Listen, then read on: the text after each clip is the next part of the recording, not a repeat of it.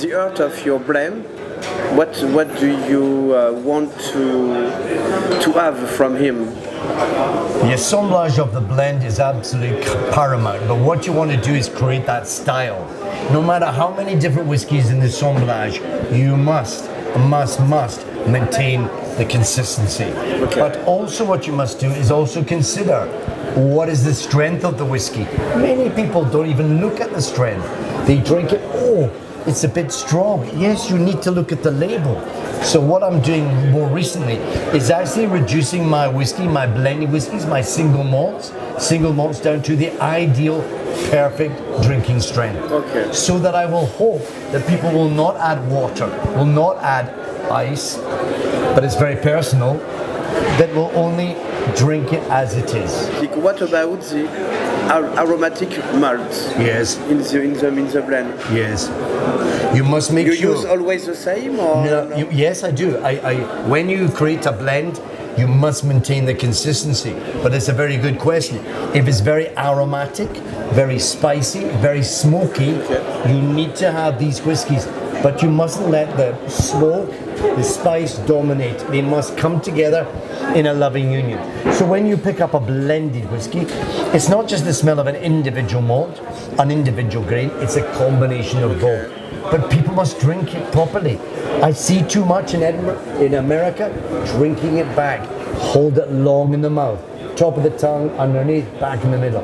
The longer you keep in the mouth, the more you extract the flavors. Yes, you said in the past one second for a year. Yes, exactly. Every second, 1 second per year. So a 30-year-old single malt Jura, like you were talking about, give it at least 30 seconds. Top of the tongue, underneath the tongue, back in the middle, let it go down. What do you judge in the single grain? Single grain is very good. It's not known. It is still can be as elegant, as refined as a single malt. What you're looking for is real warmth and sensuality. Vanilla, spice, honey. But these vanilla fudge notes, toffee notes, little hints of apple, pear.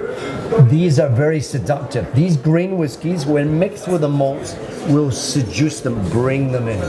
And therefore, having good grains is very important. Sometimes not given the recognition it should. Sometimes, do you change the direction in the blending because you find it's not the way to do? You have to take another way. No. When you create a blend, you must stick to it. But let me say it to you in another way. Sometimes the whiskies that you put in get less and less. But I can see that, and I plan it over a 3-4 year period that I replace it with other malts so that the consumer will not know. I never change. If I was to change the blend, that means I'm not doing my job correctly. Once you have your style, you must stick to it. Is it necessary to be surprised all the time?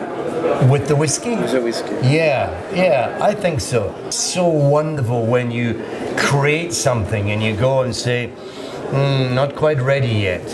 You need to have more time. I want you to marry the whiskey longer.